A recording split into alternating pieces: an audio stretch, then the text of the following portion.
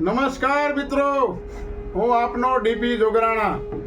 અત્યારે ગુજરાતની અંદર સ્માર્ટ મીટર વિશે ધમાસાણ ચાલી રહ્યું છે. વડોદરા હોય, સુરેન્દ્રનગર હોય, સ્માર્ટ મીટર વિચાર તો કરો. પરાણે કોઈને જરૂર નથી, મીટર તો છે જ, બિલ બધા ભરતા જ હોય છે. હવે સ્માર્ટ મીટર લાવ્યા અને સ્માર્ટ મીટર તમે જો એ કોઈને ખબર નથી આ ક્યાંની કંપની છે, આના કોણ વહીવટ કરતા છે, આમાં રિચાર્જ ખૂટે તો કોની પાસે જવું એ કોઈને ખ્યાલ નથી. આ જે નોટબંધી કરી રાતના 12 વાગ્યા પછી એવી જ રીતે સ્માર્ટ મીટર મૂકવામાં આવે છે. આમાં પબ્લિકને કરવાનું શું? આ મત આપી આપીને ભાજપને છૂટાવીને કરવાનું શું? આ લોકોમાં પ્રશ્ન ઉઠે છે. હવે 10 દિવસમાં 2,000ના રિચાર્જ ખૂટી રહે. આ રીત છે? આ સ્માર્ટ મીટરની જરૂર નથી, સુવિધાની જરૂર છે. અહીંયા બીજા રાજ્યોમાં તો દિલ્હી અને પંજાબ જેવા રાજ્યોમાં જો અહીંયા 300 યુનિટ વીજળી ફ્રી આપવામાં આવતી હોય તો ગુજરાતની અંદર શું કામ નહીં? ગુજરાતમાં અને કેન્દ્રમાં સરકાર ભાજપની હોય તો આ સ્માર્ટ મીટરની જરૂર જ નથી. સારી સુવિધાની જરૂર છે. લોકોને તમે જો નગરપાલિકાની અંદર કરોડો રૂપિયાના બિલ બાકી છે, ત્યાં કોઈ ઉઘરાવા જતું નથી. અને મારા ગરીબ માણસો અને મધ્યમ વર્ગના માણસોને પ્રાણે સ્માર્ટ મીટર મૂકવામાં આવે, એના ઘીરે ઘૂસી દઈને મન ફાવે એવા દંડ આપવામાં આવે એટલે તમને કોઈ કહેવાવાળું નથી. શું કામ આવી હેરાનગતિ કરો છો?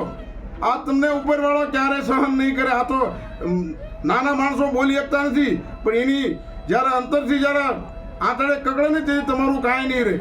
પણ આવો આ કરવાની જરૂર શું? તમને તમે એન્જિનિયર છો, તમે આ ભણેલ ગણેલ છો, તમે આ બસ લૂંટી લેવાની વાત છે. લૂંટવા સિવાય કાંઈ ધંધો જ નથી. કોઈને ખબર નથી કે આમાં શું કરવાનું. રાતે વાળોના ટાઈમે રિચાર્જ ખૂટી રહી છે, બહારથી કોઈ આવીને કે કેમ લાઈટ નહીં તો તરત બહાર કહેવાના કે રિચાર્જ ખૂટી રહ્યું. હવે એની પાસે રિચાર્જ હોય તો સારું, નકર અંધારે હોવાનું. એક તો આ મચ્છર સુવા દે ને, ગંદકી નાય છે, મચ્છર સુવા દે ને, આમાં માણસોને જવાનું ક્યાં? આ સ્માર્ટ મીટરની જરૂર નથી. સારી સુવિધાઓ આપો.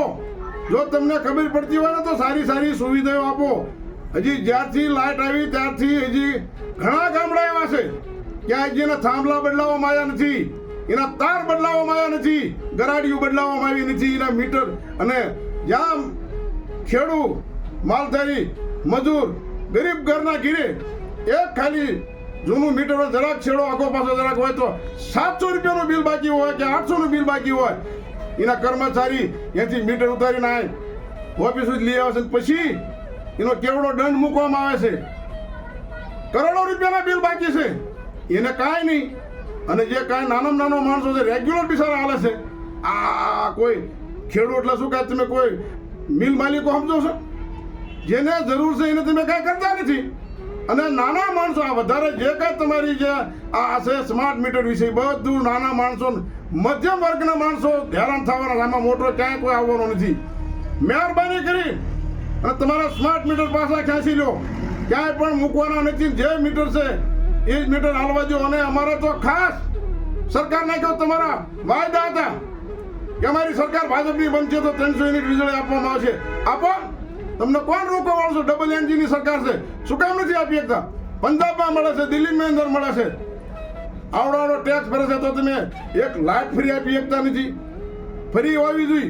અને સ્માર્ટ મીટરનું તમે ભૂલી જાઓ. જે મીટર છે અને સારી સુવિધાઓ આપો, લોકોના હિત માટે સારા કામ કરો. નહીતર આવતા દિવસોમાં હવે જનતા જાગી ગઈ છે અને ના છૂટકે રોડ ઉપર આવી અને આંદોલન કરવા પડશે. આની જવાબદારી તમામ સરકાર શ્રીની રહેશે. જય હિન્દ, જય ભારત, જય ગરીબ ગુજરાત.